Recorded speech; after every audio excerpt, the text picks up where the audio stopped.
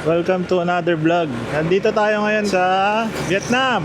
So, meron kaming travel vlog nito, separate na travel vlog. Itong pagmumotor ko, ihihiwalay ko na video kasi medyo mahaba yung biyahe natin ngayon. So, ngayon ay nasa Hoi An tayo, Hoi An, Vietnam. Tapos, papunta tayo ng Hue, Hue, Vietnam. So, dadaanan natin yung Da Nang.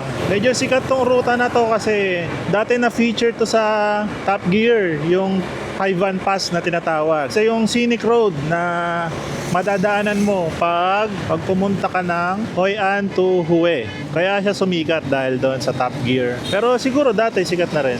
Sobrang ganda raw kasi ng daan doon sa Hai Van Pass. So yun guys, bago kayo makapag-drive dito sa Vietnam, kailangan, syempre, kukuha ka ng International Driver's License sa AAP. 4,200 yung binayaran ko.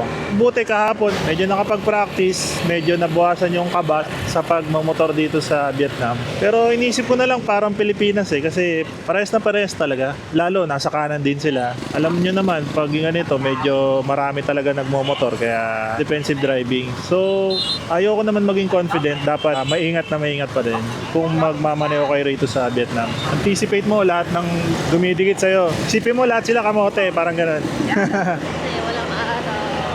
Sa totoo lang, hindi naman ganun kaikpit dito sa Vietnam. Hindi nga nila pinicturean man lang yung IDP ko or passport. O marami kasi talaga nagpapahiram ng motor dito sa Vietnam. Pero syempre, just in case ma-checkpoint tayo, ayun, kumuha na ako para, di ba, para walang maging problema. Doon na tayo sa legal na maayos. So yun, pag nagda-drive dito, nabasa ko lang sa internet, dapat daw nasa kanan, ganyan, tapos observe lang yung speed limit. Nakita ko yung speed limit 60 to 70 lang. Madalas nga 60 lang. So, medyo malamig yung pagmumotor namin ngayon. Walang araw. Chill na biyahe lang.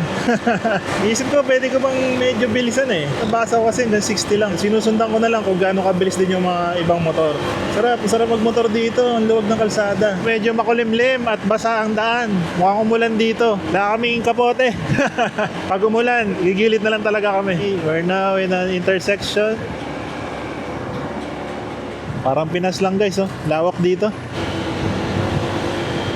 Lakas ng hangin. Minsan na-i-sway yung motor, pero kaya naman. Ano ba, may bagyo ba? Ayan, chill ride na lang tayo. We're now in a bridge. Grabe yung tubig, ma-brown. Grabe. Lakas ng hangin. Medyo challenging yung hangin Medyo minamumuo doon na sama ng panahon. Ay si ate, tambay. Tambay muna. Welcome to Da Nang. Da Nang na po tayo. Ito yung lane. Sa gitna at saka sa gilid. Yan, pwede dyan yung motor. Tingnan nyo yung motor nila. Daming pwedeng i-load dyan. Galing. Turning left. Bakit di sila umihinto? Turning left na kami ba't di sila umihinto? Tumambon na. Nakakaming kapote. Kape muna. Yan, medyo maulan pero okay lang, kaya naman. Parang biniwisikan lang. Drizzle lang. Ambon lang. Buti yung mga stoplight nila dito may number. Ang hirap pag yung tatanjayin mo ba kung bibilisan mo ba or babagalan mo. Try namin lagpasan yung ulan. Hindi ko alam. Akit ba tayo doon? Doon kasi intersection. Hindi, tama lang. Kasi yun yung intersection Sharp right pala doon. Oo. Yun lang, mahirap bumalik. Tara tayo. Ganda ng bridge Rotonda.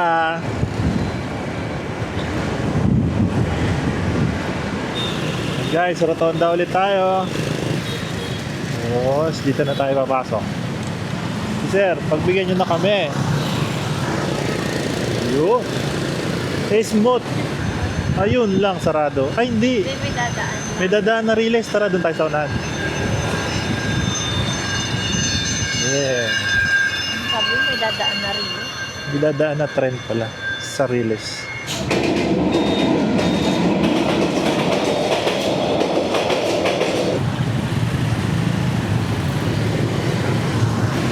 Let's go! Sige, pasok! Libre lang lahat! Pasok! Sige, hanggang may daan! Wow! Sa dagat na lang kami kakape. Ayun malapit na Lapit na tayo sa dagat. Ayan na Ganda! Woo! Ang lamig! Lasa ko na ang simoy. Welcome to the sea. Ganda. Welcome to Manila Bay. Haha.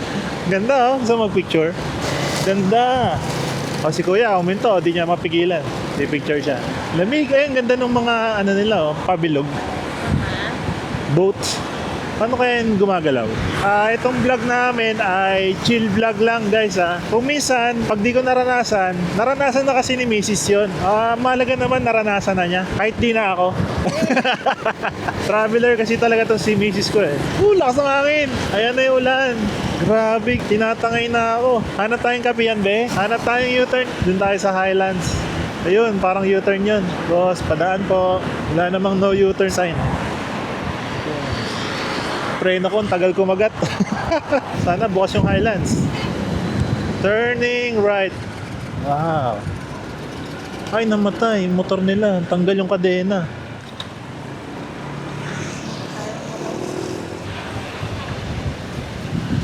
Okay. Ha? Sa loob tayo. Malakas yung hangin. Tapos na tayo magkape guys. Biyahe na ulit.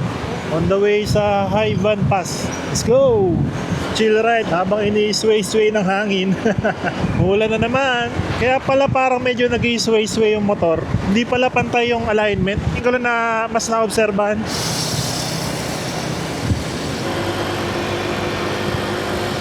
Hindi kami makatabi. Let's go!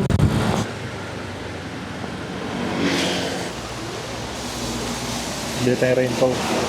Sa gilid ng daan guys, bumili lang kaming kapote. On the way na ng Haivan Pass. Mukhang malayo yung U-turn. Dahan-dahan mo. Entering Haivan Pass, 20 kilometer. Medyo may mga ginagawa.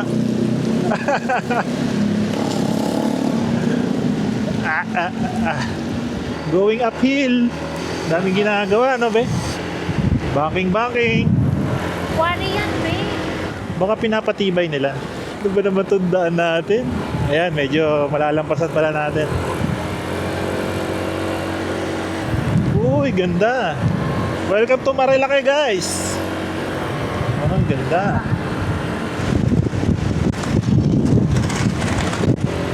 Nasakto pa, parang babagyo. 86.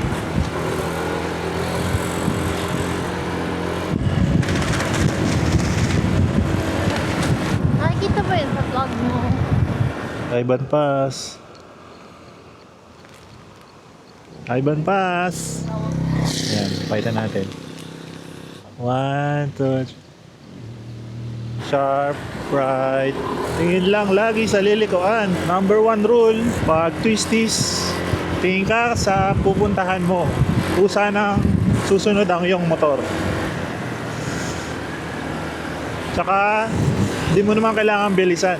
Chill lang. Wala ka naman sa racetrack. Ganda, lamig. Okay na rin yung may kapote kami. Nababawasan yung lamig.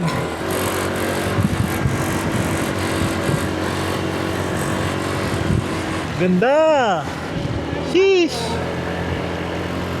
Ang ganda ng kabundukan. Truly the most scenic route. Wow!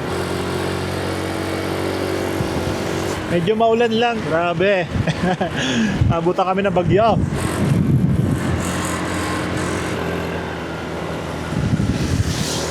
Ang lamig. Merong falls dito. Pakita ko.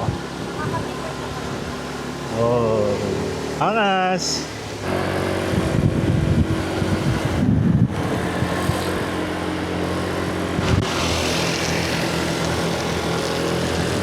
Grabe yung hamog. Medyo dahan-dahan tayo kasi zero visibility. Haivan Pass, scenic lookout. Grabe guys, walang makita. Tinitingnan ko na lang sa Waze paano yung daan. Oh, grabe, parang sagada. Zero visibility. Dahan-dahan na lang tayo guys. Hairpin to, hairpin, di lang halata. Nakita ko lang sa Waze. Sheesh. Vietnam, Marilaki. May mga umu-overshoot din kanina guys eh. May mga kamotes din eh. 8 kilometers na lang at matatapos na ang Haiban Pass. Wala ka nang makita, hinahampas ka pa ng hangin. Grabe, ang lamig na ng mukha ko. Ito maganda ba yun, hindi kita yung ginagawa. Pero foggy nga. Approaching hairpin. Ay, preno ko, bagal. Hairpin again.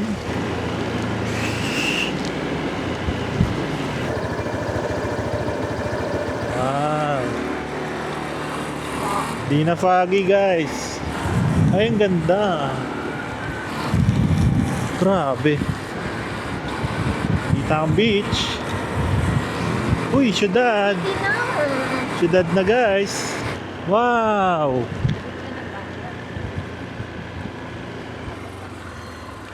Pwede kaya dito? Ganda rito tayo. Saan tayo na makalik? Yes. Hindi dito dumadaan yung ano. Ganda. Guys. Syudad na. Yan. Wait. Ang galing ah. Dumadaan yung riles dito. Opya. Opya. Ano yan? May pa-fountain dito.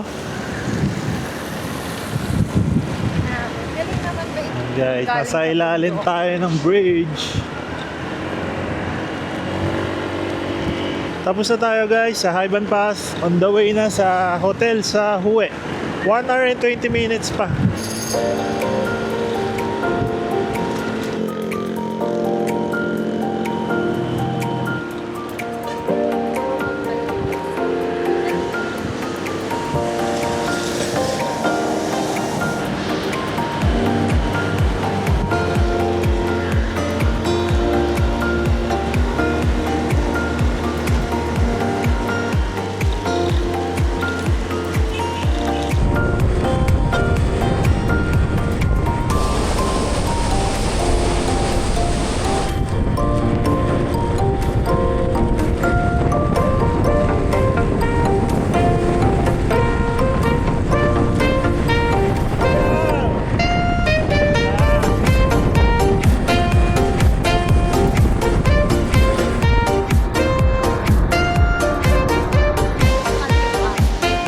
Guys, papagas na tayo.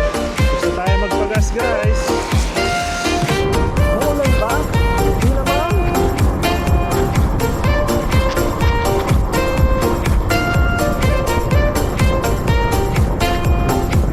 Welcome to Hue.